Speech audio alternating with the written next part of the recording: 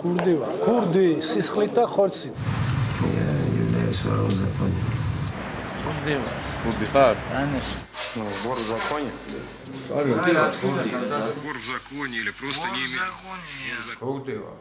Kurdi xar? вор в законе. Ваша личка какая? Никаких кличек нету, Занди меня звать и все. И все знают, да? Кто должен знать, знает.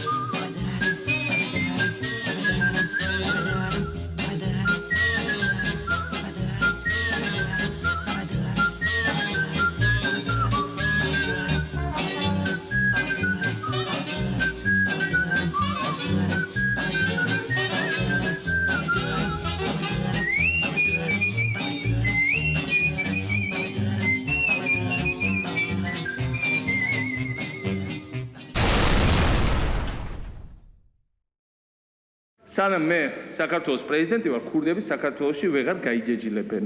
ქურდებს დავანგრევთ როგორც კლასს და ვეღარასოდეს ვეღარ აღორძინებენ. ამოძირყვა ბოლომდე თავის ფესვებდება. ამოდენმე 10 წლეული და შეიძლება 100 წლობით საქართველოში იყო ქურდული ტრადიციები და ქურდული ტრადიციები იყო გაბატონებული საზოგადოების ყველა ფენაში. დაწყებული ქუჩიდან, სახელმწიფო სამსახურებში, ციხეებში და თვით სამართალდაცვით ორგანოებშიც კი ქურდული კანონები და ქურდული ტრადიციები იყო ჩვეულებრივი კანონებთან ერთად მოქმედებდა და განსაზღვრავდა ჩვენი ცხოვრების წესს. საქართველოს პარლამენტმა მიიღო კანონი, რომლის მიხედვითაც კანონიერი ქურდობა ისჯება. ადამიანები, რომლებიც ახორციელებდნენ გამოძალვას, საქმეების გარჩევას, ეგრეთ წოდებული ოფშიაკების შეგროვებას და სხვა მსგავსი უკანონო ქმედებას, დღეს მოქმედი კანონის შესაბამისად ისინი ისჯებიან. კანონიერი ქურდი შეექმნა სახელმწიფომ წინა საუკუნეში. კომუნისტურ მმართველობას ჭირდებოდა პიროვნება, რომელიც გააკონტროლებდა საზოგადოებას როგორც ქუჩაში, ისევე ციხეში. ვინ არის კანონიერი ქურდი? კანონიერი ქურდი არის ლიდერი კრიმინალური სამყაროს, რომელიც ტოტალურად აკონტროლებს კრიმინალურ სამყაროს. კერძოდ, მის ფუნქციებში შედის ყველანაირი დანაშაულის კონტროლი, ზედამხედველობა, საქმეების გარჩევა და ასე შემდეგ. ერთ-ერთი ყველაზე პრიორიტეტული მიმართულება არის ეგრეთ წოდებული საერთო ოვშაკის დაგროვება და მისი კონტროლი. ქურდი თავის ძალაუფლებას ახორციელებს ციხეში, იმიტომ რომ მოგეხსენებათ, ძირითადი მასა კრიმინალების იმყოფებიან ციხეებში. წინა პერიოდში, ასე ვთქვათ, ციხის ადმინისტრაციას აწყობდა ის, რომ ქურდებს ეკონტროლებინათ პატიმრები. აქედან გამომდინარე, ქურდს ჰქონდა გარკვეული პრივილეგიები ადმინისტრაციისაგან. ქურდი ციხეს ადმინისტრაციასთან ერთად აკონტროლებდა. იმ პერიოდში, როდესაც პატიმრები ციხეში ბალანდას ჭამდნენ, კანონიერი ქურდები შამპანიურს სვავდნენ და ხიზილალას მიირთმევდნენ და თავისუფალ დროს ქურდულ გარჩევებსაც აწარმოებდნენ ციხეში.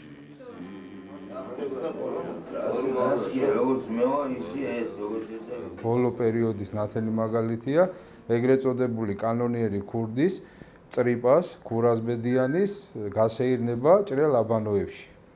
წრიპა მიდის აბანოებში, მას აცილებს ბადრაგები, თავისთავად აქედან გამომდინარე უკვე ნათელი ხდება, რომ ამის საქმის ყურში არის თვითონ ადმინისტრაცია. ეს ოპერატიული ინფორმაცია შემოდის ჩემთან, ეგრევე ვაკეთებთ, გეგმავთ ღონისძიებას და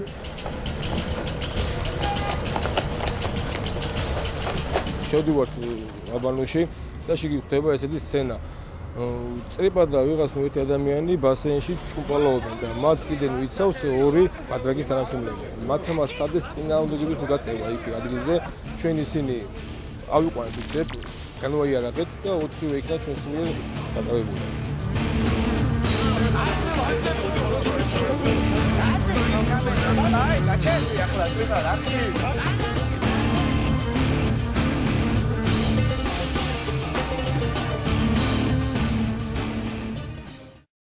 დავით კურასბედიანი, იგივე ტრიპა, დაბადებული 1913 წლის 17 ნოემბერს. კანონიერ ქურდად მოინათლა 2001 წელს. ჯიმშერ გუგავას, ჯიმშერას მიერ. ნასამართლებია 1993, 97, 2001, 2004 წლებში. ადამიანის თავისუფლების უკანონო შეზღუდვა, ძალადობის გამოყენებით, ნარკოტიკული საშუალებების დამზადება, შეძენა, გადაგზავნა დიდი ოდენობით.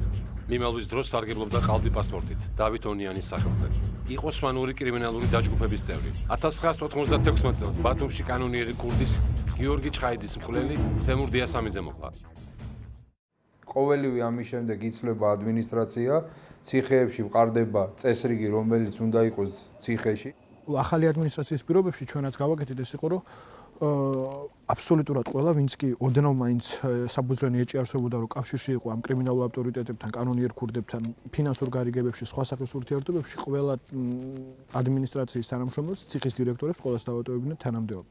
ამით დაიწყო და შემდგომი ეტაპი უკვე, რაც ამას ეგრევე ძალიან მალე მოყვა, ეს იყო კანონიერი ქურდების ცალკე დამოუკიდებელ დაწესებულებაში იზოლირება, იმიტომ რომ წლების განმავლობაში თქვენ როგორც იცით, ქურდებს ჰქონდათ იმის საშუალება, რომ იქ სადაც იხდიდნენ საშილს, ფორმალურად იხდიდნენ ამ საშილს, მათ შეეძლოთ დაწესებულების დატოვება, გარეთ გასვლა, შეეძლოთ შიგნით სტუმრების მიღება და იქ კეიფების მოწყობა, გარჩევების მოწყობა.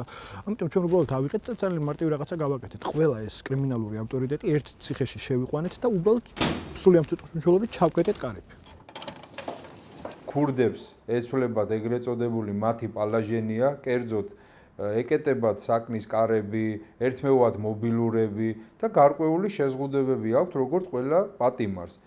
ამის შემდეგ ეს მდგომარეობა ქურდებისთვის არის მიუღებელი და ხდება ცნობილი, რომ იგეგმება ბუნტი. იგეგმება ბუნტი, ბუნტ ჭირდება ხელმძღვანელი, ლიდერი და ბუნტის ხელმძღვანელად გვევლინება ჩვენთვის უკვე კარგად ცნობილი პიროვნება, კანონიერი ქურდი ტარიელ ფოცხვერია, ეგრეთ წოდებული ტარასა. ტარიელ ფოცხვერია, ტარასა. დაბადებული 1959 წლის 12 ოქტომბერს. კანონიერ ქურდად 1985 წელს ქუთაისის ციხეში მოინათლა. ნასამართლებია 6-ჯერ სხვისი ქონების ქურდობისთვის. მიმალვისას სარგებლობდა ყალბი პასპორტით დავით ასათიანის სახელზე. ესეც ერთ-ერთი კანონიერი ქურდი, საკმაოდ ავტორიტეტული და გავლენიანი ქურდი და მასთან შეძლეს დაკავშირება უკვე სისტემაში ციხეებში დარჩენილ სხვადასხვა ლოკალურმა ავტორიტეტებმა, პატარ-პატარა მაყურებლებმა, რომლებიც პატრონს ეძებდნენ და ეს პატრონი ქვეყნის ტერიტორიაზე ვერ იპოვეს, იმიტომ რომ ვერ მიუწვდებოდათ ხმა. ის მობილური საშუალებებით ახერხებს და უკავშირდეს სხვადასხვა საპყრობილეში ყოფ ეგრეთ წოდებულ მაყურებლებს. აუქნათო, რა უთხრა? ყველა თუ ურეკე მაგეს მოუთხან დედის მოდელი რა რაკრან. თქვენ გირეკავენ და მოუთხან მაგის. ხო აი რა უნდა ქრან და პატეჩკა. მოითხოვს რომ რადიკალურად მიიღონ ზომები, რათა ის მდგომარეობა, რომლებიც ანტიქურდულად არის მათთვის მიღებული, გამოსწორდეს, კერძოდ აიწიოს ბუნტი და მაქსიმალურად ეცადონ, რომ ეს ბუნტი გავიდეს ციხის გარეთ.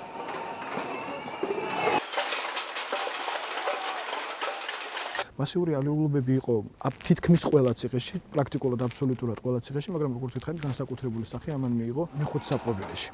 პირველი მოტივი რაც იყო, მოვიყვანეთ ქურდი ციხეში, მეხუთე საპყრობილეში, დაგვიბრუნეთ ჩვენი ქურდები და დამთავრდება ყველაფერი. თქონდა ეს იყო სრულად აბსურდული მოთხოვნა. ბუნტის სქემა საქართველოს ციხეებში ასეთია. ტუბერკულოზით დაავადებულ პატიმართა დაწესებულების ეგრეთ წოდებული მაყურებელი გეგი გურჩიანი, ასევე რუსთავის დაწესებულების მაყურებლები კოჩა გუჯეჯიანი, ზვიად სახარაიძე და სხვა დაწესებულების მაყურებლები შემდგომში ჩაერთნენ სატელეფონო იპორიაში და ცდილობდნენ თავენ დაწესებულებაში ყოფილი პატიმრების აყოლებას. ესე იგი 4-ვე სართული ციხის ეკავათ პატიმრებს და წევდნენ ძალიან სერიოზულ წინააღმდეგობას. გისოსები იყო მთლიანად მოხსნილი, ამიტომ ცეცხლი ეკიდა ყველა რაც საგანს აჩილებოდა, მოკიდებოდა ცეცხლი და ცვიოდა ძირს და წინააღმდეგობას უქმნიდნენ იმ სპეცდანიშნულების რაზმის წევრებს, რომელსაც უნდა შეეცევა პირველ სართულზე. ამიტომ ესე იგი დაიწყო იერიში. ჩახრეგილი იყო სერიოზულად პირველი სართული, ეყარა საკნის კარებები, ლოგინები და სხვა მძიმე საგნები, აგრეთვე მიერთებული იყო დენი და ზემოდან ასხამდნენ წყალს უფრო მეტი გამტარენობა რომ ქონოდა დენს.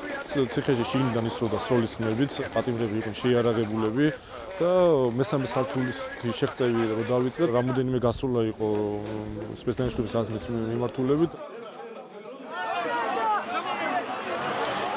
იყო გამოყენებული სპეციალური საშუალებები, შუბგერითი ხუმბარები, რომელიც გამოყავთ ცხოვრიდან დროებით პიროვნება და ის არაქმედით უნარიანი ხდება რა. შევახციეთ მესამე სართულში და რამოდენიმე წუთში პრეზიდენტის რაზმმა დაიკავა 4-ვე სართული და ბუნდი ციხეში სამცხრალი იყო.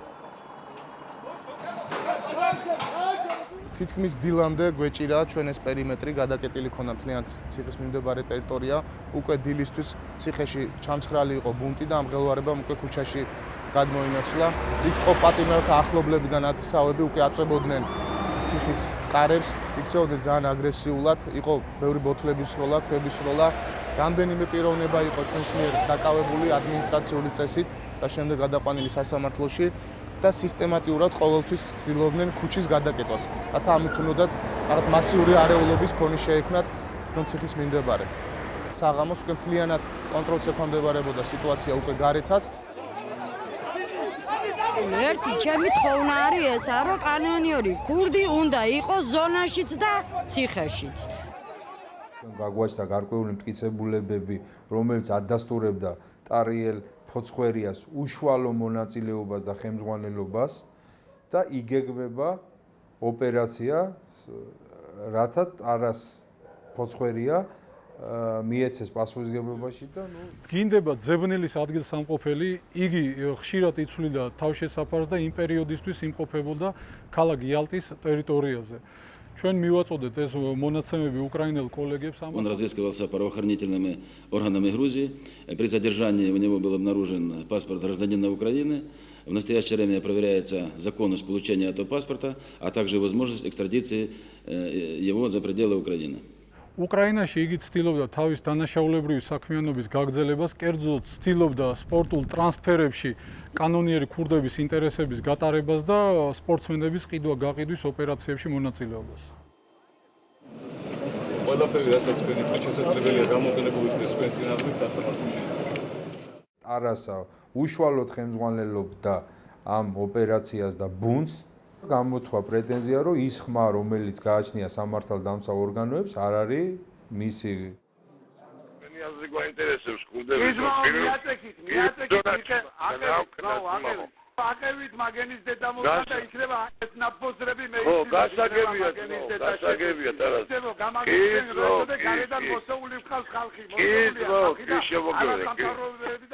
საექსპერტო კრიმინალისტიკური მთავარი სამმართველოს ფონოსკოპიური კვლევის განყოფილებაში 3 თვის განმავლობაში მიმდინარეობდა მუშაობა ხმის მიხედვით პიროვნების იდენტიფიცირებაზე. შედარებული იქნა სატელეფონო და ფარული კამერით გადაღებული ჩანაწერები. კვლევის შედეგად დადგინდა ხმები ერთმანეთის იდენტურია და ეკუთვნის მოქალაქე ტარიელ ფოცხვერიას. იყო პერიოდი, როდესაც ქურდები ციხეში ყოფნისას ახერხებდნენ იმ კრიმინალების კონტროლს, რომლებიც არ იმყოფებოდნენ ციხეში. მათ საზოგადოების ყველა ფენაზე მიუწვდებოდათ ხელი. იყო გარჩევები, იყო ქურდებთან პიროვნებების ციხეში მიყვანა, ეგრეთ წოდებულ სვიდალკებზე, სატელეფონო გარჩევები, დავალებების მიცემა, ოფშიაკის რეგულირება. ამ ოფშიაკს ყველა პატიმარი იხდიდა. Კონდათ ლუქსის ტიპის კამერები, საკაბელო ტელევიზია, კონფერენც ტელეფონი, ერთი სიტყვით მათ ადმინისტრაციასთან პრობლემა არ ქონდათ და ქურდს ყველა პირობა ქონდათ ციხეში, რათა ციხიდან ეკონტროლებინა საზოგადოება.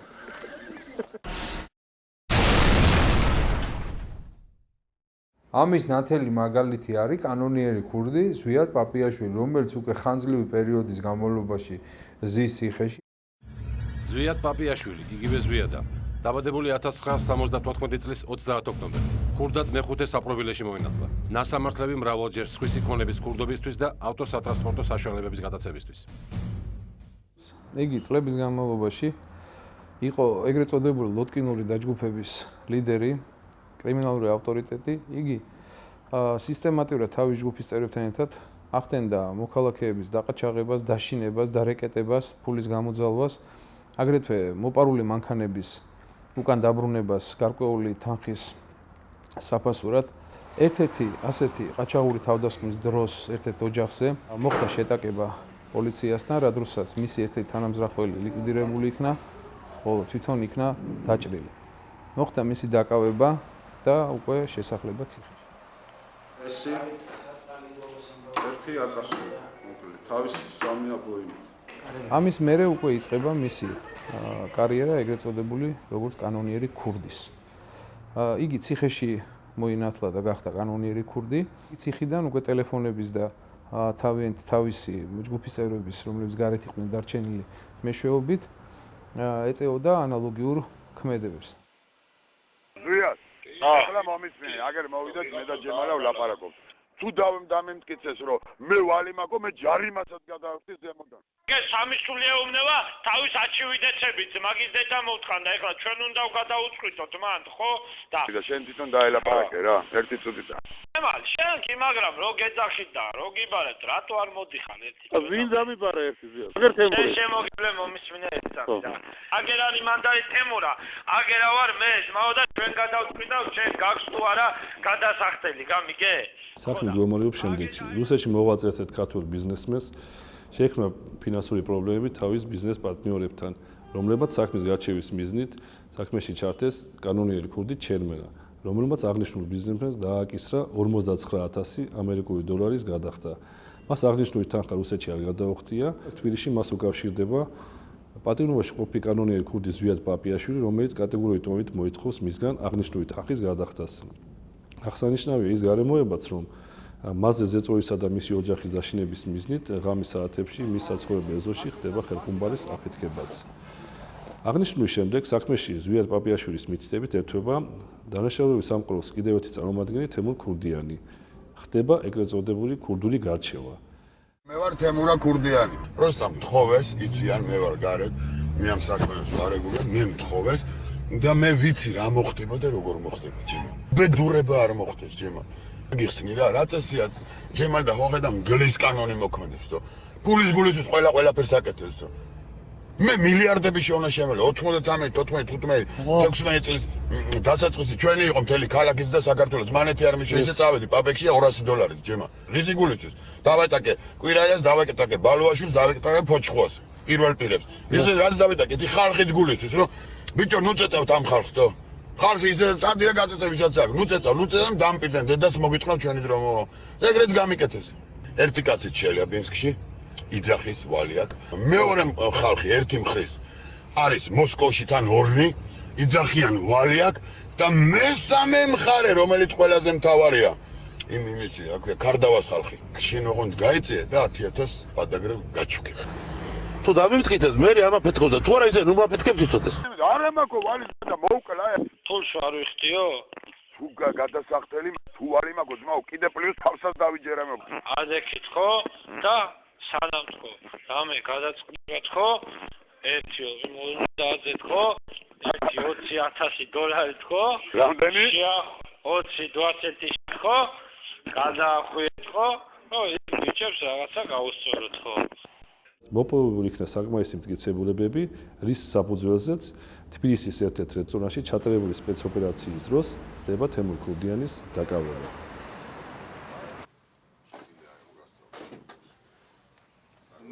ზუსტად პაპიაშვილის საქმეს მოყვა რამდენიმე ხნის წინ ლოტკინის მთაზე ჩატარებული ფართომასშტაბიანი სპეცოპერაცია, რადგანაც დაკავებული იყვნენ ეგრეთ წოდებული ლოტკინის საძმოს წევრები ნიკოლოზ ლატარია, ზედმეტსახელად ლატარა, დავით ყანჩელაშვილი ზედმეტსახელად ჩეჩენა და ჯემა ფეროიანი ზედმეტსახელად ჯეკო. ასევე ძებნაში იმყოფებიან ამჟამად გოცირიძე გოჩა და ბექაური ზურაბი. ზუსტად ეს იყო ის ხალხი, რომელიც პაპიაშვილის მითითებებს ასრულებდა, სისტემატიურად არეკეტებდა კალათფირის მოსახლეობას. თან აქტიური ურთიერთობა გაქვს საჭიროების დაწესებულებაში ყოფილი ეგრეთ წოდებული კანონიერ ქურდთან, ზვიად პაპიაშვილთან და ქურდული სამყაროს სხვა ავტორიტეტებთან. ამ სამყაროს აქტიური წევრობა არის ისეთივე დასჯად იქმნება როგორც თვითონ კანონიერი ქურდობა და არც ერთ პიროვნებას, ვინც ამ სამყაროში აქტიურად მოღვაწეობს, არანაირი პერსპექტივა საქართველოში არ აქვს. მსგავსი სახის გამოძალვა თავისთავად გარკვეული პერიოდის წინ არსებობდა და ამ საქმიანობაში იყვნენ ჩართული არა მარტო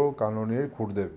კრიმინალური ავტორიტეტი ის კანონიერი ქურდი არ არის ქარსელაძე, ზედმეტსახელად კალატოზა, იყო ცნობილი ამით, რომ გარკვეულ გარჩევებში ღებულობდა მონაწილეობას და გარკვეულ ასე ვთქვათ ანაზღაურებებს იღებდა აქედან.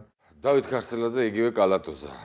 ეს არის პიროვნება, რომელიც საკმაოდ ცნობილია ეგრეთ წოდებული ქურდულ სამყაროში, შავ სამყაროში. იგი ყოველთვის მოიაზრებოდა მათი ესე ვთქვათ უფშიაკის შემსებად. ის იყო ერთადერთი პიროვნება, რომელსაც ბევრისგან განსხვავებით, რა თქმა უნდა, უფრო მეტი თანხა შექონდა მათ ოფშიაკში აი ამ სქემაზე ნათლად ჩანს, აი ყველა ის კავშირი, რომელთან მეშვეობითაც ის ანხორციელებდა მის ნებისმიერ შავმბნელ განზრახვას. ეს იყო ფულის გამოძალვა, გატაცება, თუ სხვა რაიმე დანაშაული. დავით ქარსელაძე დაკავებული იქნა 2004 წელს წესასწაული იარაღის და ფეთქებადი ნივთიერების უკანონო შეძენა შენახვა ტარებისათვის. მაგრამ რამდენადაც პარადოქსულად არ უნდა მოგეჩვენოთ თქვენ, მაშინდელმა სასჯელ აღსრულების დეპარტამენტის ხელმძღვანელობამ გაითვალისწინა ბრჭყალებში, რა თქმა უნდა, დავით ქარსელაძის სანიმუშო ყოფაქცევა პატიმრობის პერიოდში და იგი გათავისუფლებული იქნა ვადაზე ადრე. ეს იყო 2005 წლის 28 ივნისს, როდესაც ერთ-ერთ ბერძენ ბიზნესმენს ვილი იორდანოს, რომელიც დაკავებული იყო ავტომანქანების ბიზნესით, დაუკავშირდნენ სპორტულ სამყაროში საკმაოდ ცნობილი პირები. ესენი არიან ძმები დავითაშვილები და მსოფლიო ჩემპიონი გიორგი რევაზაშვილი მეტსახელად ჯღანა. რა თქმა უნდა, ეს ჯგუფი მოქმედებდა დავით ქარსელაძის დაგონებით და მისი ხელმძღვანელობით და მათ სცადეს ვილი იორდანოზე გამოეძლოთ 8000 აშშ დოლარი. რაზე ვიხდი აზე არა ვარ. რამდენიც შევკრიბე მე ამჯერად 2000-მდე მაქვს. როცა ჩვენი გადასახდელია 8000-ი 30 გადამიხდია. არასო გამოარჩიე გადატავილი და პირველში მოიტანებელსა და ქარსელაძე და მისი დამქაშები და მისი გვერდში მდგომები მიდიოდნენ ამ ხალხთან და აი ამ ქურდული ოფშიაკის შესავსებად ისევ მათი ვენით რო ვილაპარაკოთ, აწერდნენ თანხას და მე ამას ამ თანხას აგზავნდნენ ციხე კოლონიებში. ისა, ale, ო, ვიღაცა არის მატნელი გუთო ოთარა შენაზე ხარ? მე ჯერ როგორ არ ვიცი გასვით. 20 დოლარია გადასახდელი ჩვენთან ძმო, ნახევარი ჩვენია მე და შენი.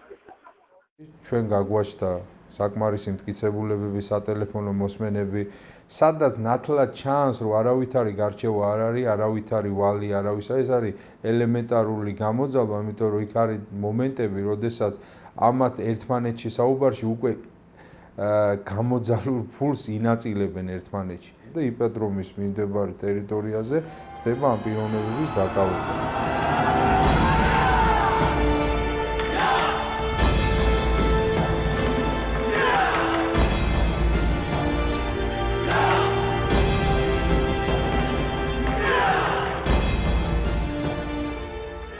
ჩვეულებრივსავებ, კანონისავებ სასამართლომ მიუსაჯა ორთვიანი წინასწარი პატიმრობა ამ პიროვნებას. როგორც ყოველთვის კრიმინალურმა სამყარომ ეცადა ამ ვითარების გამოყენება.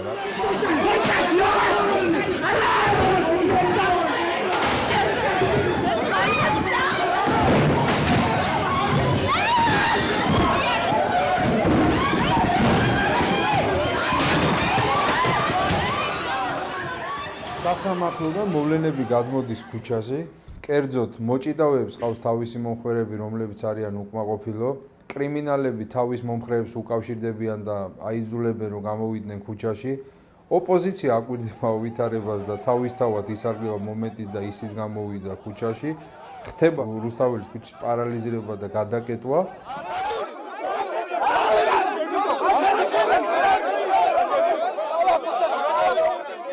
მდგომარეობამ პიკს მიაღწია უკვე საღამოს გვიან ღამით, როდესაც უკვე რეგიონებიდანაც ჩამოვიდნენ სხვადასხვა მოჭიდავეები და სპორტსმენები და ამან უკვე ქაოსური ხასიათი მიიღო. რამდენიმე ასეული ადამიანი შეიკრიფა უკვე, მთლიანად გადაკეტილი ჰქონდათ რუსთაველის გამზირი და უკვე შეიქმნა ასე უმართავი სიტუაცია.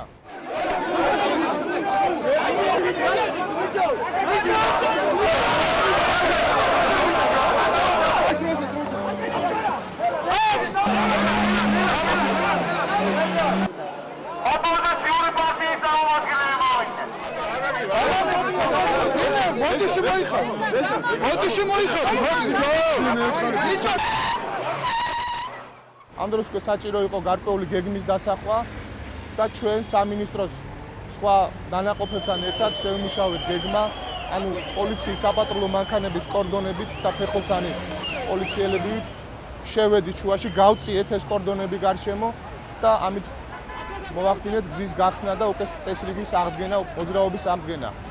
ძალიან აგრესიულად იქცეოდნენ, თითქმის ყველანი იყვნენ ათლეტური აღნაგობის, გვიწევდნენ დიდ წინააღმდეგობას და იყო ქვების, ბოთლების სროლა, საჭირო გახდა რამდენიმე პიროვნების დაკავება. მთელი ღამის განმავლობაში უკვე ამდენილი ქონდა ჩვენ მოძრაობა რუსთაველზე მთლიანად და კორდონების მეშვეობით, ანუ შენარჩუნებული ქონდა სიტუაცია. უკვე საზოგადოებრივი წესრიგიც ამდენილი იქნა და მთლიანად კონტროლს ექვემდებარებოდა. გადის დრო, იცვლება ყველაფერი და თავისთავად იცვლება გარკვეული წესები ქურდულ სამყაროში.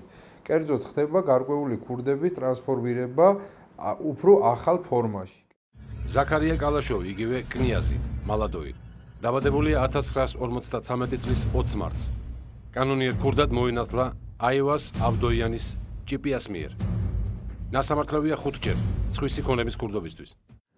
90-იან წლებში კანონიერმა ქურდმა შაქრო კალაშოვმა მოახდინა თავისი დანაშაულებრივი გზით მოპოვებული თანხების კონცენტრაცია, რომელიც ჩადო აი ამ სახლში და დაიმკვიდრა ქურდულ სამყაროში ეგრეთ წოდებული ოფშაგის შემკრების ყულაბის სახელი, რომელშიც ერთიანდებოდა ამ დანაშაულებრივი გზით მოპოვებული თანხები და წარმოადგენდა ქურდული სინდიკატის მმართველ რგოლს. მან თავისი გავლენა საქართველოსდან გადაიტანა რუსეთის ტერიტორიაზე, სადაც აკონტროლებდა ბანდიტურ დაჯგუფებას სონცევოს სახელით ცნობილს და ასევე კაზინო კრისტალს.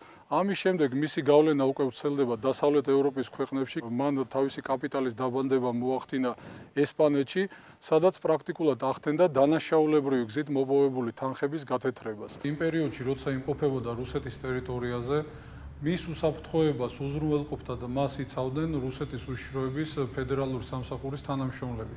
ესპანელების მიერ შაქრო კალაშოვი დასმული იქნა წითელ ცირკულარზე და მასზე გამოცხადდა ძებნა მას მერე, რაც მან თვითმფრინავით დატოვა რუსეთის ტერიტორია და მიემართებოდა დუბაიში. იგი დაკავებული იქნა დუბაის ტერიტორიაზე, ხოლო შემდგომში გადაეცა ესპანელ სამართალდამცავად.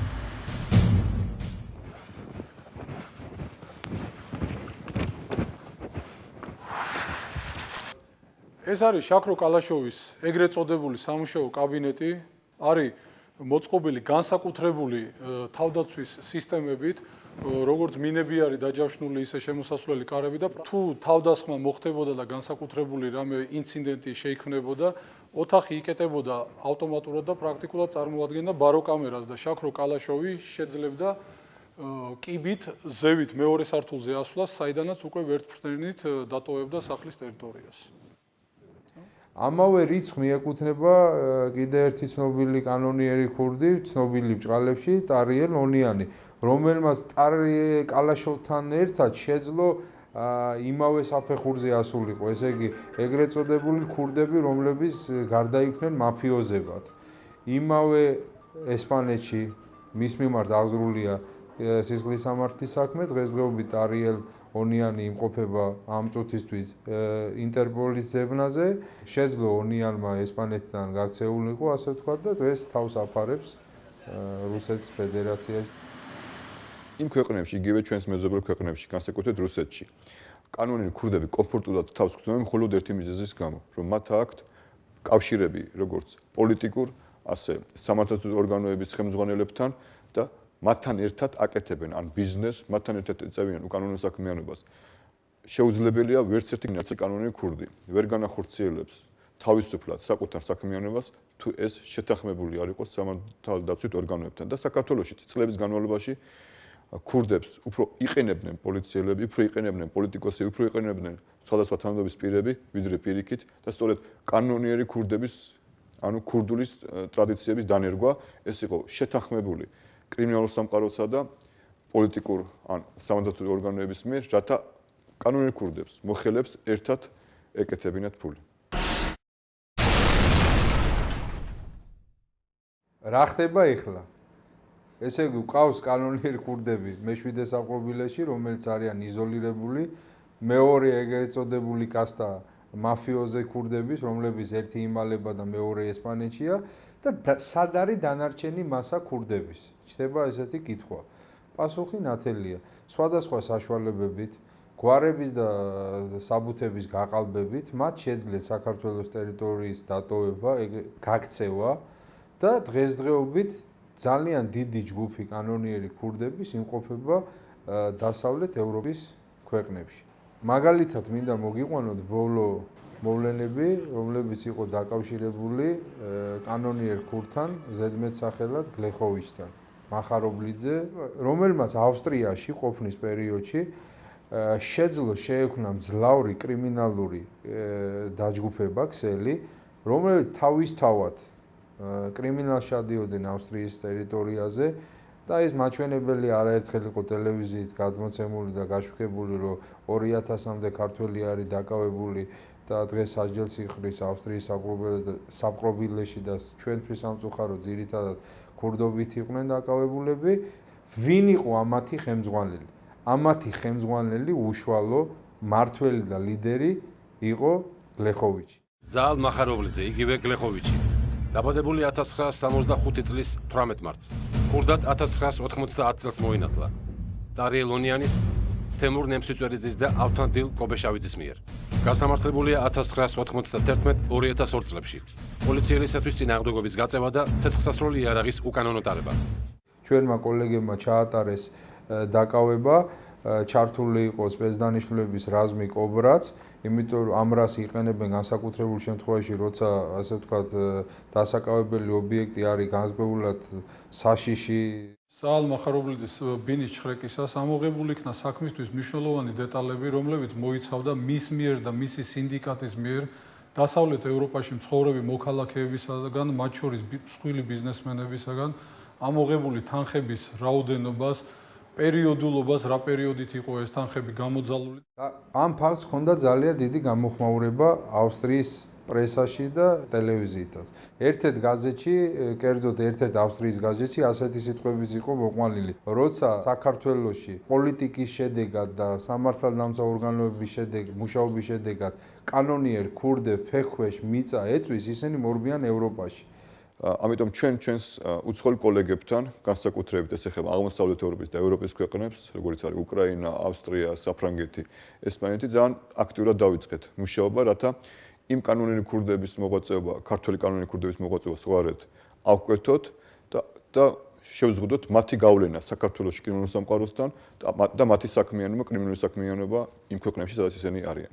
მე მინდა ვთქვა, რომ თუ არ ექნება სურვილი თვითონ ხელისუფლებას, თვითონ სამართალდამცავ ორგანოების ხელმძღვანელებს, რომ გარიგებაში შევიდნენ ქურდებთან, იქამდე ქურდები ვერ შეძლებენ ვერც ციხეებში, ვერც ადმინისტრაციაში, ვერც ქვეყანაში თავისი ეგრეთ წოდებული ცხოვრების წესის დანერგვას და დღევანდელი მდგომარეობით ქართულ ციხეებში აბსოლუტურად ყველა პატიმარი ღებულობს ერთსა და იგივე საკვებს, ღებულობს ერთსა და იგივე ტანსაცმელს. ღებულობს საყოფაცხოვრებო პირობებისთვის აუცილებელ ნივთებს ერთნაირი მდგომარეობით, არანაირი პრივილეგიები არავის არ აქვს. ის ყოფილი თუ მოქმედი კანონიერი ქურდი დანარჩენი ყველა პატიმარი ადმინისტრაციას იკავებება ჩვეულებრივად ერთ ქვაბში გაკეთებული ერთი და იგივე ერთნაირი ხარისხის საკვებით. მათ თვითონ აქვთ ერთადერთი საშუალება, რომ თვითონ დაალაგონ თავიანთი ოთახი, თვითონ გარეწყონ თავიანთი ტანსაცმელი, ცოცხლსაც ჩვეულებრივად იყენებენ და აბსოლუტურად ყველა ნივთს, რასაც აქამდე მხოლოდ ეგრეთ წოდებული დაბალი რანგის პატიმრებს აკეთებინებდნენ. 2003 წლამდე კანონიერი ქურდი, რომელიც ჩამოდიოდა თბილისში, საქართველოში, მას აეროპორტში ხვდებოდა შინაგან საქმეთა სამინისტროს გენერალიტეტის პერსონალური ავტომობილები.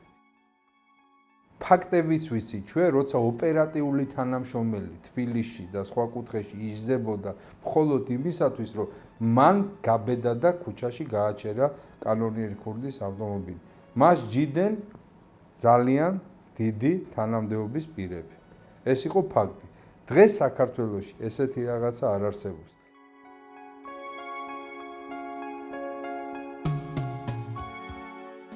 და დღეს საქართველოში კანონიერი ქურდები არიან მხოლოდ ერთ ადგილას, ეს არის მეშვიდე იზოლატორი და ისინი პრაქტიკულად სრულად არიან იზოლირებული საზოგადოებისაგან.